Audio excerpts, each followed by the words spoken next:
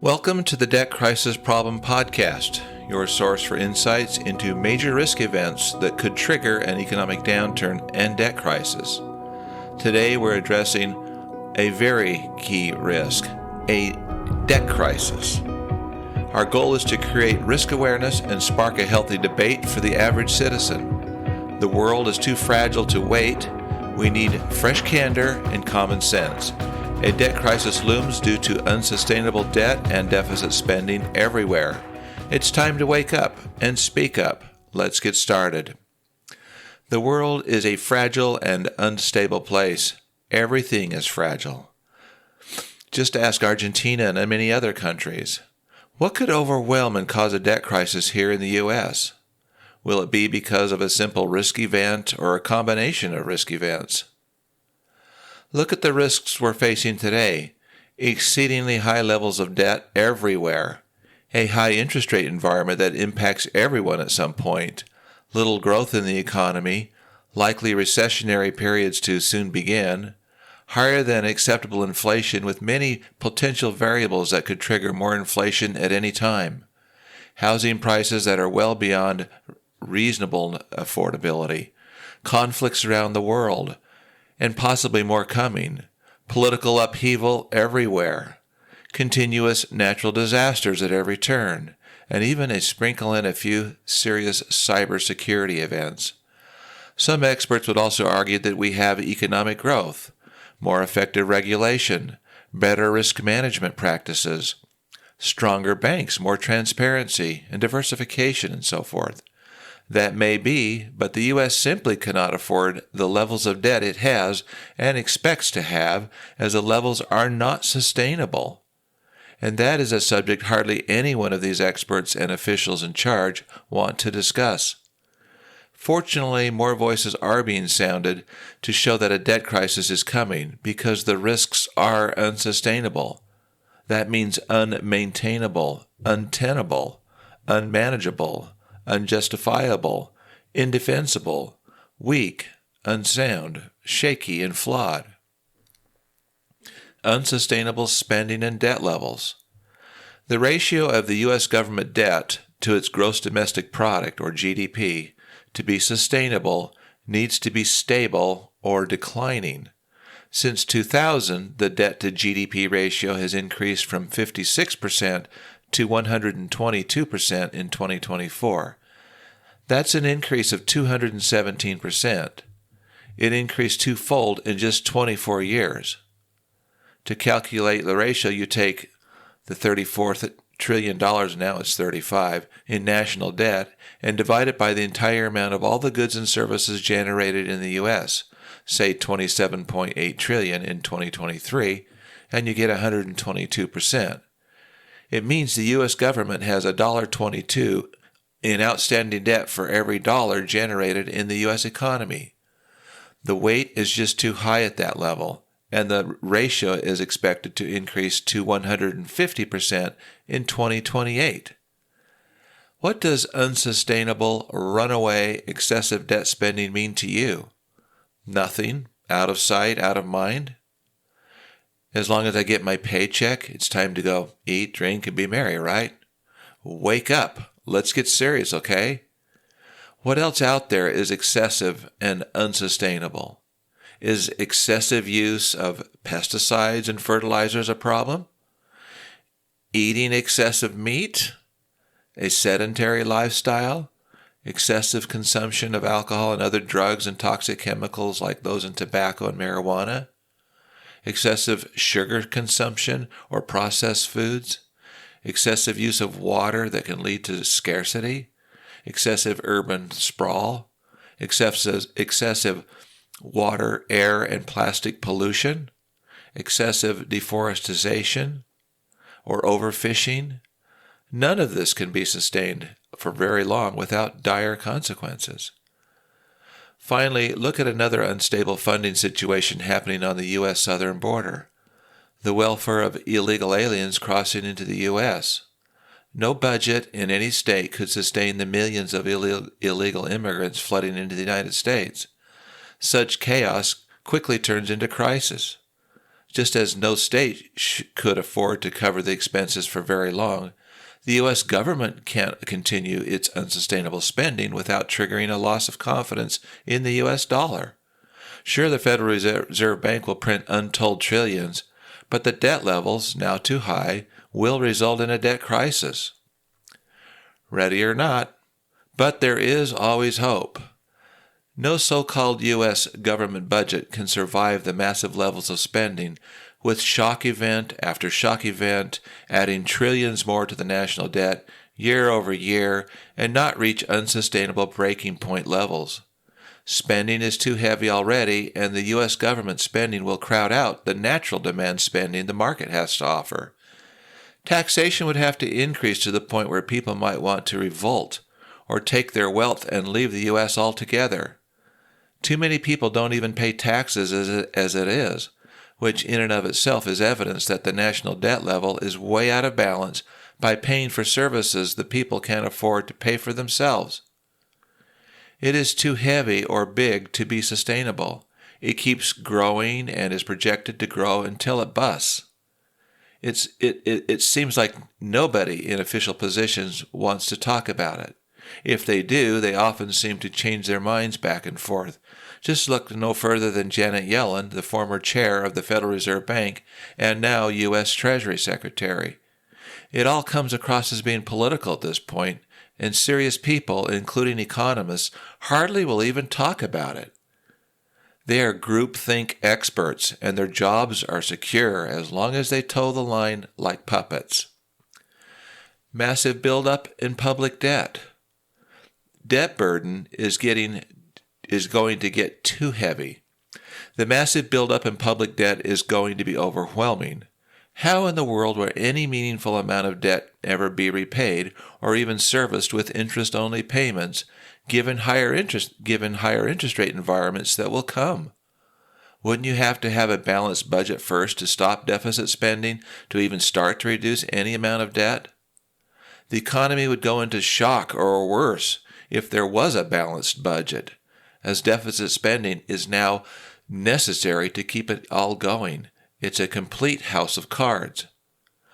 When will investors finally lose confidence in the artificial printing levels of the U.S. dollar? On one hand, a debt crisis seems impossible, right? We can live off a credit card forever because we've been doing it so long anyway. Wrong. The debt service or interest-only payments will eventually, and soon, take too great of a share of the so-called budget that it will eventually cause a default out of necessity. That's what unsustainability means. Do interest-only payments make sense to you? No U.S. government can print money forever and not default. Like making minimum interest-only payments on your credit card, many likely believe that the U.S. government only needs to be able to pay the interest on the national debt and that the size of the debt matters less in comparison. Maybe compare it to a high-balance car loan, but a low payment as on long-term debt at a very low interest rate. What could possibly go wrong, right? For starters, getting laid off of your job, getting sick or injured, 2 household incomes go to 1, a pay reduction, you name it, or any number of unrealized risk events that are bound to happen. Before you know it, the debt levels and payment can become overwhelming. It adds up fast, especially when the chips are down. It's life. Same thing on the national debt level, except it can spend into oblivion because it's a corporation and not a human being, right? After all, it can exist and print money forever. You can't. So why is it really any different for the U.S. government to be justified in unlimited deficit spending? Just look at other countries. The debts get overwhelming and they go into default. The U.S. government is an exception in the sense the U.S. dollar is so strong, but everything has its limits. And when a debt crisis happens in the U.S., it will impact the entire world. Pay little attention to those who argue the U.S. debt is not a problem. They are only trying to protect themselves and care nothing for you. Deficit spending is an immoral structural problem. It is beyond that of a cash flow problem, as the deficit spending is structural. The U.S. government has no purposeful budget, but is simply a runaway spending and bailout machine for just about everything. The Federal Reserve prints its never-ending money. The U.S. Treasury borrows money every year just to fund so-called budgets through major, now structural, deficit spending. Structural meaning that it is now necessary. You can't live without it. It's part of the building. All the excess spending, regardless of how it is accounted for, certainly is a massive and unsustainable debt burden on the economy because the level's too high and the gross debt is out of control. This is not only wrong, it is critically immoral, as it robs future generations of Americans of their opportunity for prosperity. It is fully irresponsible and even borderline criminal because it is purposeful stealing from others who will be saddled with having to repay the debt directly or indirectly. Either way, future generations will look out. How long can or should you borrow on credit cards and high interest rates, and knowing that you'd never be able to repay the same? Why is the U.S. government any different in terms of being in its poor financial condition and continue to borrow at increasing interest rates? How is that same type of wrongful spending not immoral? The U.S. government is effectively insolvent already. Has anyone stopped to see how much money is being borrowed to cover all the expenses that it spends, including the major expenses of interest-only debt service? Borrowing new money to even pay, in effect, the interest-only debt service payments on existing debt? Seriously. Unlike your personal budget that you can comprehend, your mind likely goes numb when trying to even comprehend the $35 trillion in national debt. The number is so high it can't even begin to be comprehended. Was anyone alarmed when the national debt reached 10 trillion or 20 trillion? Will anyone understand the gravity at 35 trillion or 45 trillion or more? Would this type of thinking work for your personal budget where you could run up debt as much as you wanted? The U.S. government is running structural deficits in the trillions each year, and a big chunk of that is effectively interest-only payments where the principal is just refinanced when the bonds mature. Where this really becomes problematic is that while the U.S. government finds a way to fund its debt service on the existing debt, it cannot possibly service all its future unfunded liabilities, the monies that will need to be paid, which will also be added to the national debt. Tens of trillions more. Responsible people know it's impossible to pay that, which means the U.S. government is, according to accounting rules the rest of us have to follow, already insolvent or bankrupt.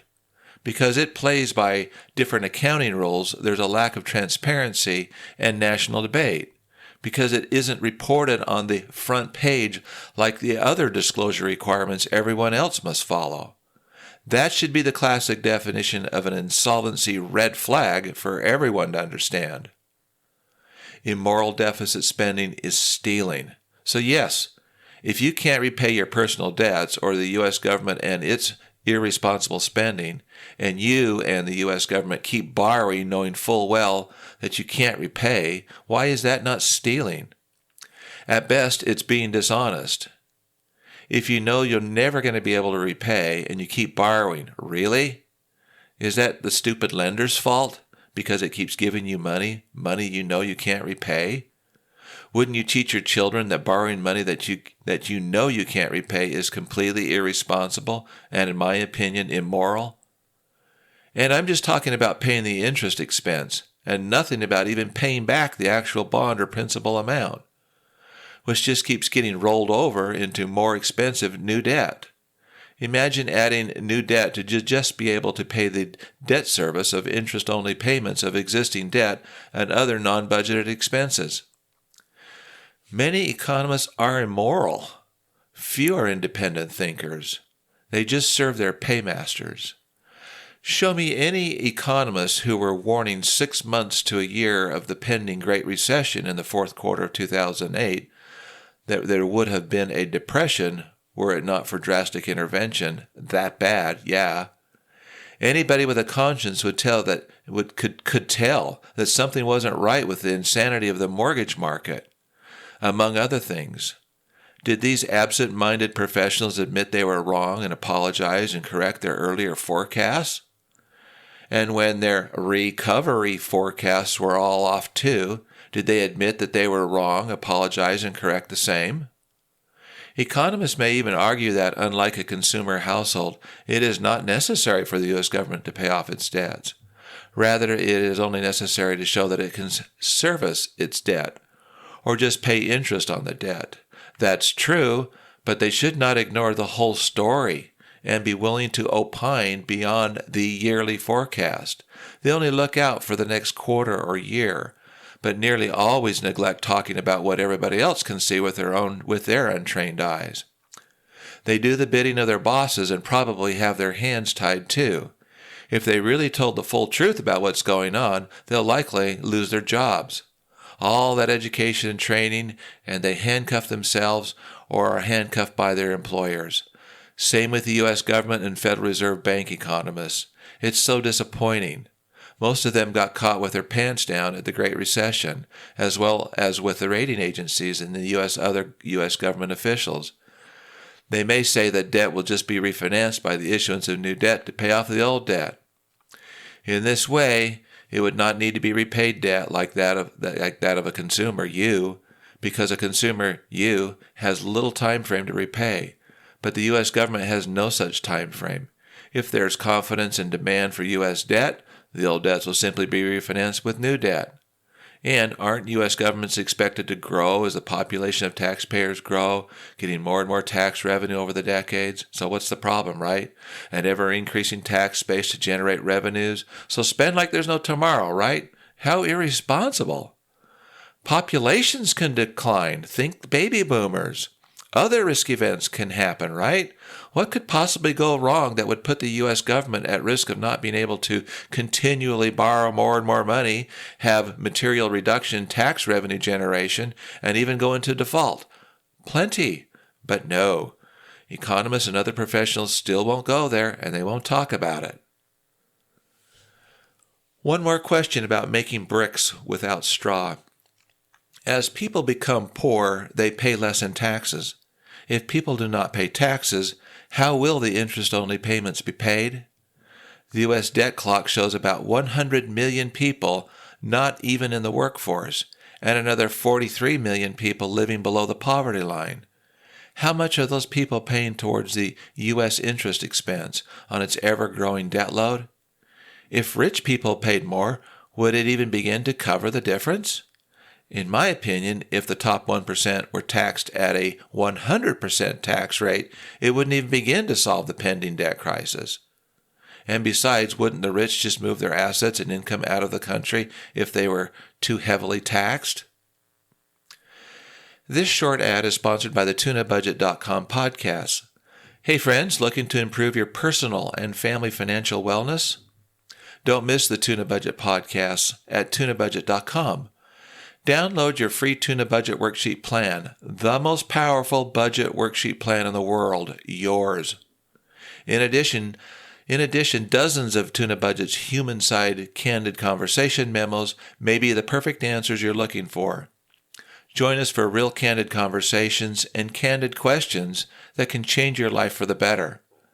Subscribe to the TunaBudget.com podcast and empower yourself to take charge of your future and financial well-being. The Great Recession look back. Where were the red flag warnings? Did you know we were inches away from a depression? In 2009, we learned how bad things really were, but you had no idea, right?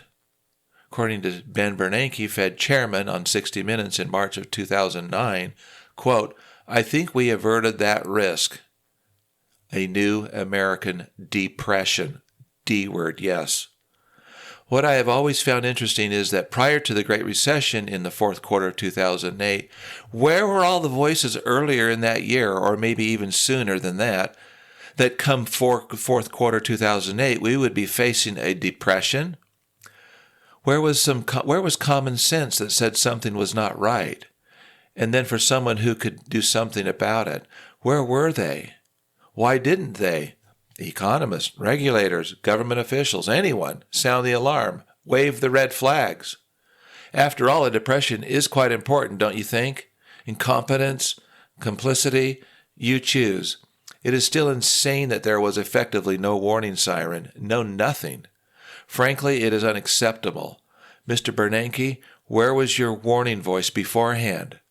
Did you not owe a simple red flag before the Great Recession that something wasn't right, like a pending new American depression? Other U.S. government officials and rating agencies, market analysts and regulators, where were your voices? Nowhere, obviously. Where are the red flag warnings today? Is it possible, even likely, that the same could be said of today? Yet today, while there are some other warning voices and some red flags waving, why aren't the folks in charge who could do something about it, why are they not doing anything or speaking up? The answer is simple, in my opinion. It is because they cannot do anything about it, even if they wanted to.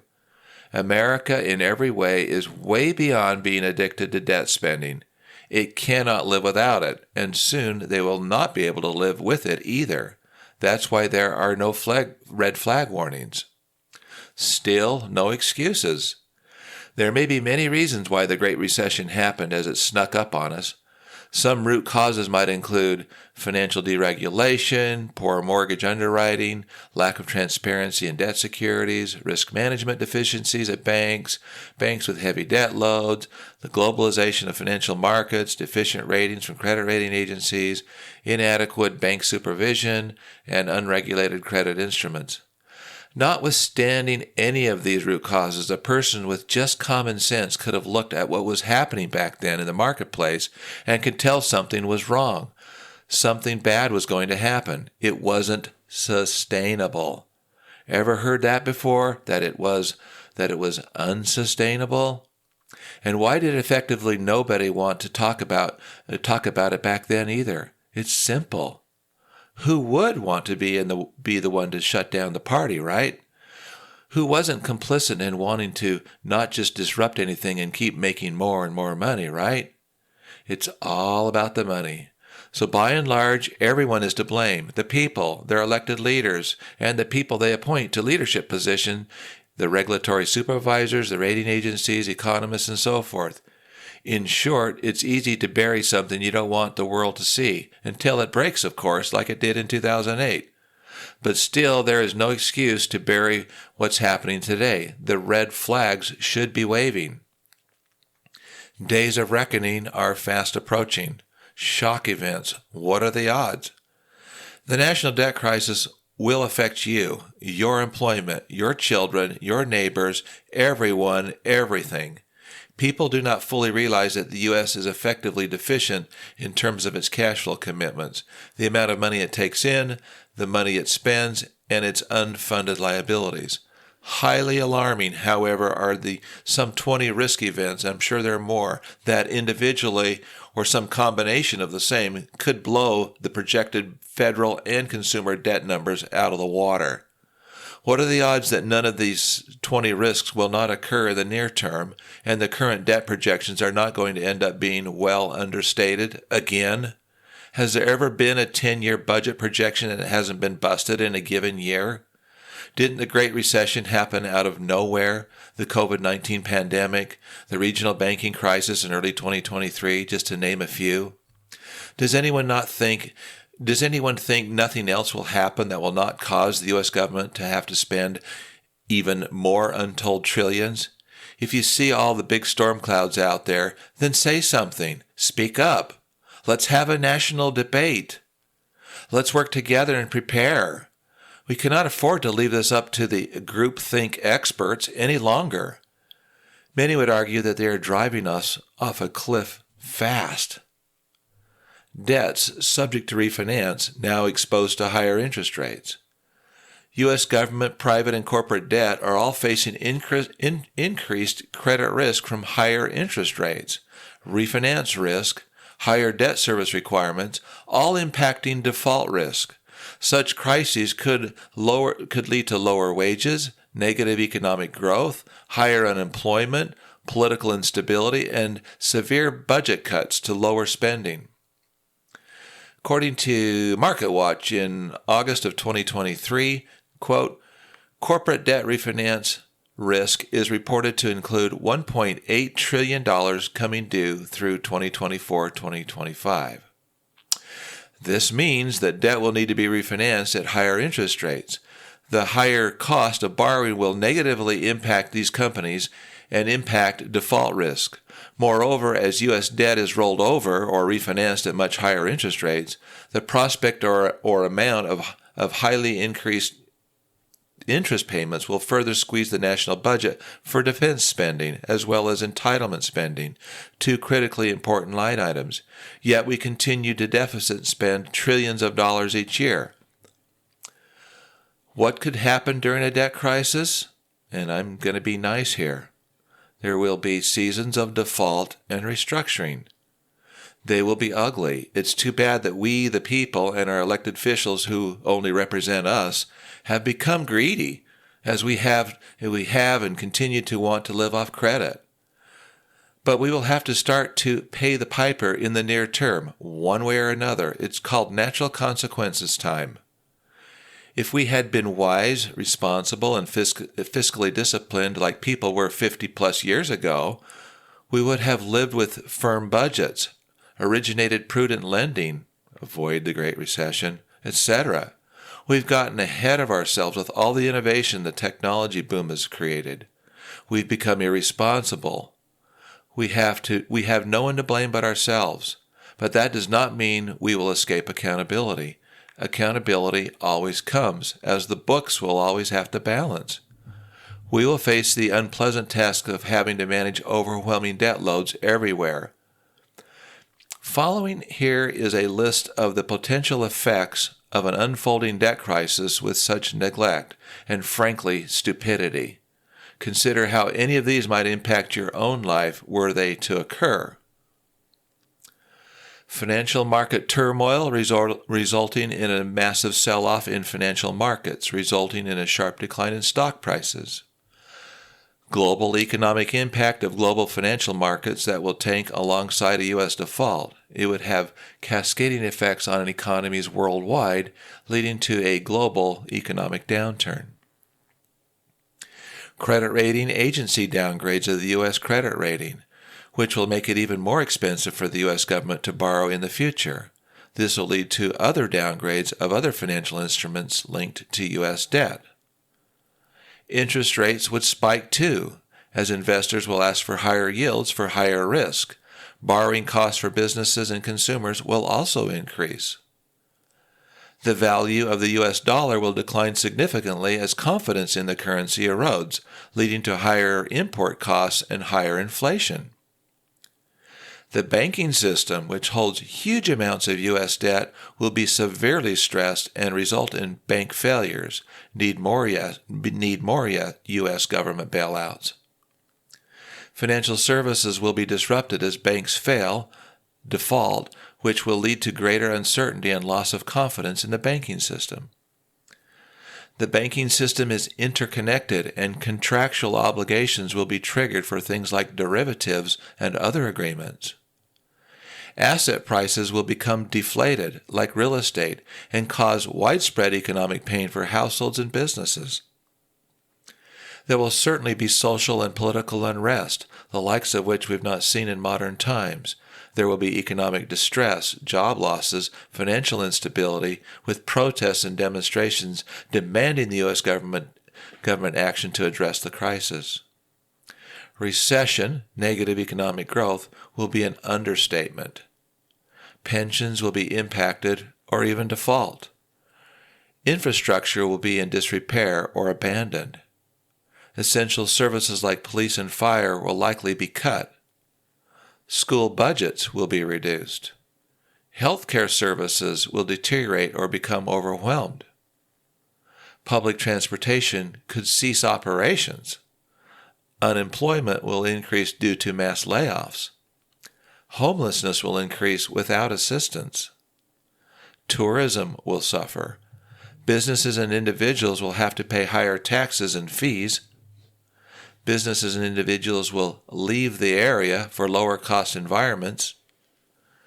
Litigation risk will result in lengthy court battles, and default and insolvency will ensue. This short ad is sponsored by the TunaBudget.com podcast. Hey friends, looking to improve your personal and family financial wellness? Don't miss the Tuna Budget podcasts at TunaBudget.com. Download your free Tuna Budget worksheet plan, the most powerful budget worksheet plan in the world, yours. In addition to the dozens of Tuna Budget's human-side candid conversation memos, which may be the perfect answers that you're looking for. Join us for real candid conversations and candid questions that can change your life for the better. Subscribe to the TunaBudget.com podcast and empower yourself to take charge of your future and financial well-being. Other concerned, reasonable voices. I'm going to share with you a few quotes that I think were interesting, starting with the 2022 General Accounting Office annual report to Congress, who said, quote, "The U.S. government faces an unsustainable fiscal future. Increasingly large deficits drive unsustainable debt levels." Okay? Heads up, just back in 2022. Starting now 2023 from the Business Insider in August of 2023. Quote, "The wave of corporate debt that will need to be refinanced could spell trouble for companies as interest rates have been raised aggressively by the Fed over the last year. Those rate increases are also likely to eat up a greater portion of company revenue, which could end up weighing on the economy. For every dollar spent to service their debt, firms will likely pull back on capital expenditures spending by 10 cents and labor spending by 20 cents. The strategist estimated a reduction that could weigh down the job market by 5,000 payrolls a month in 2024 and 10,000 payrolls a month in 2025. Experts have warned of trouble for U.S. corporations as credit conditions tighten. Already the tally of corporate debt defaults in 2023 has surpassed the total number of defaults recorded last year." Another 2023 announcement by Moody's, also noted here by the General Accounting Office, a report to Congress in May of 2022. "In the context of higher interest rates, without effective fiscal policy measures to reduce U.S. government spending or increase revenues, Moody expects that the U.S. fiscal deficits will remain very large, significantly weakening debt affordability." Again, that's the GAO and a report to Congress in May of 2022. And also in 2023, Rich Dad Company co-founder Robert Kiyosaki, 2023, America is broke. He says, quote, "I hate to say this because, I love America, but America is in serious trouble financially because of the debt load. America is broke right now. All you do is look at history. Every time they printed money, the empire went down. We just keep printing money to solve our problems, but we can't go on much longer. I hate to say this, but inflation is here to stay. Incompetence is here to stay." And according to Sam Fleming in London, Martin Arnold in Frankfurt, and Colby Smith in Washington, in December 2023, central banks rethink forecasting after failures on inflation. This is interesting. So the central banks are rethinking their forecasting methodologies. It says, "Central bankers are rethinking their approach to economic forecasting after their high-profile failures to spot the most recent inflationary outburst, as officials argue for greater candor with the markets about the uncertainties they are confronting. After responding with aggressive rate rises, central banks have engaged in intensive postmortems as they unpack the reasons for their failure." Christine Lagarde, the European Central Bank's president, told the Financial Times in a recent interview that the central bank needs to learn from its mistakes. Quote, what we should have learned is that we cannot just rely only on textbook cases and pure models. We have to think with a broader horizon," she said. One outcome officials say is an increased focus on alternative scenarios for future economic developments to illustrate how policy might react. Fed Chair Powell has stressed our economy is flexible and dynamic and subject at times to unprecedented shocks, such as a global financial crisis or a pandemic. At those times, forecasters have to think outside the models. That's exactly what I'm saying.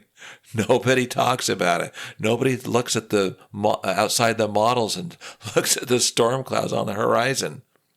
So anyway, in conclusion, so what, when, and how does this risk affect you?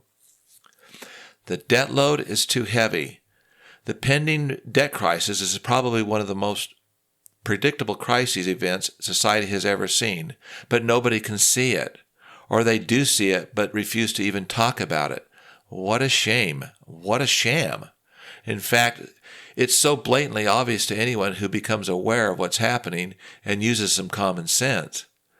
When something is unsustainable, it means if it's not fixed, it will turn into a crisis. We get past the point of no return. The red flag debate and discussion should be everywhere. The world is a fragile place. Just ask Argentina and a number of other countries. What will be the trigger of a debt crisis here in the United States? Will it be because of a single risk event or a combination of risk events? The ratio of U.S. government debt to its gross domestic product, to be sustainable, needs to be stable or declining. The opposite has been happening for decades. Since 2000, the debt to GDP ratio has increased from 56% to 122% in 2024.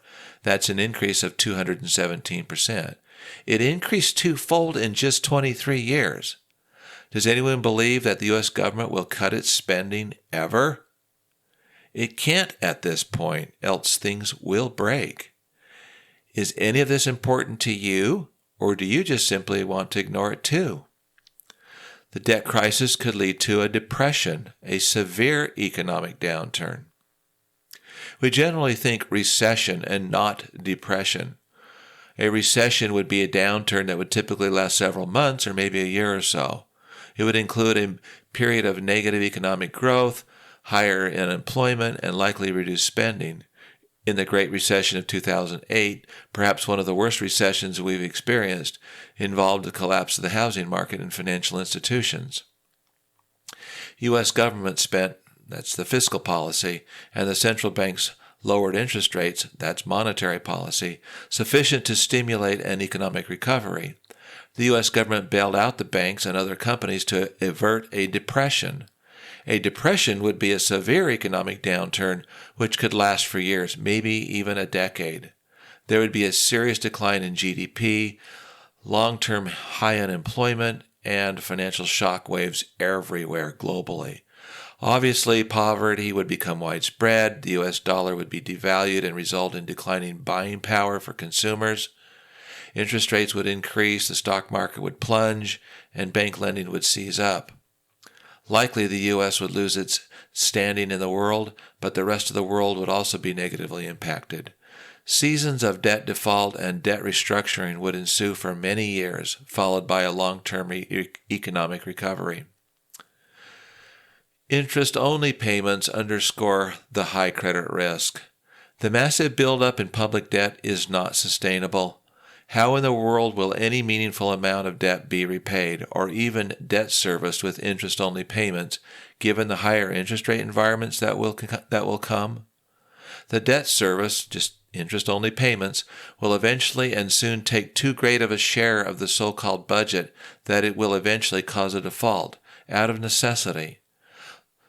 No so-called U.S. government budget can survive the massive levels of spending without shock event after shock event, adding trillions to the national debt year over year and not reach unsustainable breaking points. That's just the facts. And debt levels will continue to bloom.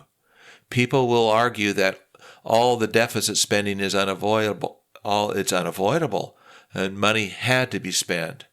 To this, great exceptions have to be taken. That's just complete nonsense. Just like you and your budget, most people live within their means or find ways to mostly do so. There's no excuse for the U.S. government to not do the same, except it's too late. It can't stop spending at this point. The U.S. government and we the people don't want to control the spending and solve problems ourselves.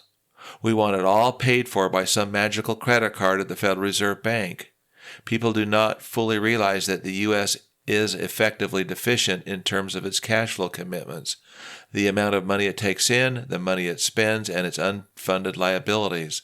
This all leads to annual trillion-dollar-plus deficit spending, or new debt. Highly alarming, however, are some 20 risk events that individually, or some combination of the same, could blow the projected federal and consumer debt numbers out of the water. What are the odds that none of these 20 risk events will not occur in the near term, and the current debt projections are not going to end up being well understated again? The irresponsible spending is immoral because it will never be repaid, and the folks in charge just keep spending and spending more and more, forcing debt limits to keep increasing. Just wait for the mountain of debts to be refinanced at higher interest rates. Misleading governance. U.S. government leaders and officials, I believe, are not serving the interests of the people, but rather are being political and even misleading America. The underlying risks are not adequately being communicated for political reasons. Former Federal Reserve Chair Janet Yellen used to speak up candidly about the unsustainability of the U.S. debt path. Now, as U.S. Treasury, a political position in the executive branch of the U.S. government, she's measuring the country's fiscal condition and now calling it sustainable as being based only on the net interest payments as compared to the entire GDP of the U.S. economy, only 1%. That's unreal.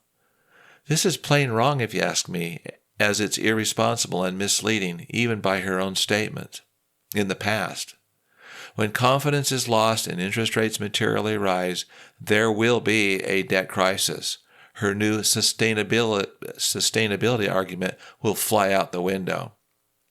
Again, a look-back review, where were all the voices? If you look back to the Great Recession in 2008, where were the economists arguing that there was a pending Great Recession, or even a depression that officials later say was averted? I can't find any such voices. Can you? And when the first wave washed ashore, as I recall, most economists issued their general forecasts of things settling down in the next 2 quarters of 2009. Typical groupthink. And most were terribly wrong in their predictions and not even close to what transpired for the next year or so. I believe most economists say what they're paid to say and are not independent thinkers. And most of the time they only project out about a year, and that's it. They avoid any further discussion of long-term reasonable, think the 20 risks, that are out there and that will most likely impact the economy. They're mostly short-sighted and only opine for the next quarter or year. So their models are fixed. As mentioned, the Great Recession came along and they completely missed it, did they not? The U.S. Treasury Secretary and many others are sadly disappointing. They know better, I believe. Anyone with a conscience knows better now, and they knew better back in 2008 and said virtually nothing. You can't do that, no red flag warnings, and have what would have been a depression on your doorstep. Nobody was held accountable, and nobody issued any apologies after all the misses. On the brink again? And what are the chances we could be on the brink of another Great Recession or depression? After all, we've just been living off a giant credit card that's unsustainable, and a debt crisis is closer than ever. Thankfully, however, there are relatively few, but some, reasonable heads coming together to recognize the dire financial condition underlying the U.S. economy. People that know better will still disregard and ignore the debt burden. Economists will still just be data-driven and ignore the big picture of other risk events, just like they ignored the risks preceding the Great Recession. Some like to rename the word debt with increased investment or the need to strengthen fiscal policy frameworks. Regardless of where, when, or for whom those dollars are spent, much of it ends up on the debt mountain. But new voices identifying red flags are beginning to emerge, a need to be urgently addressed. People are starting to wonder about the impact of negative shocks that could impact the global economy. Finally. Unfortunately, there will be too few voices that raise the warning flags. You'll see. Meanwhile, the central banks, after having recent failures on predicting inflation, are rethinking how they do their forecasting. They are now looking at scenario analysis, different scenarios. How would severe a given scenario might be? I imagine they will be taking a closer look at economic prices, borrowing costs, and its impact on making loans and labor markets. But like always, they will finally become aware after the horses have left the barn. Can you smell a debt crisis yet? Thank you for joining us. Today we explored debt crisis, a major risk contributing to the looming debt crisis. We hope to highlight the urgent need for transparency around these risks. We want to hear from you. Submit your own debt crisis memo and share your thoughts at tunabudget.com. If you found today's episode valuable, please subscribe for future podcasts. Your support helps us grow this healthy debate. Till next time, take all necessary precautions. Your financial wellness matters. Thanks again.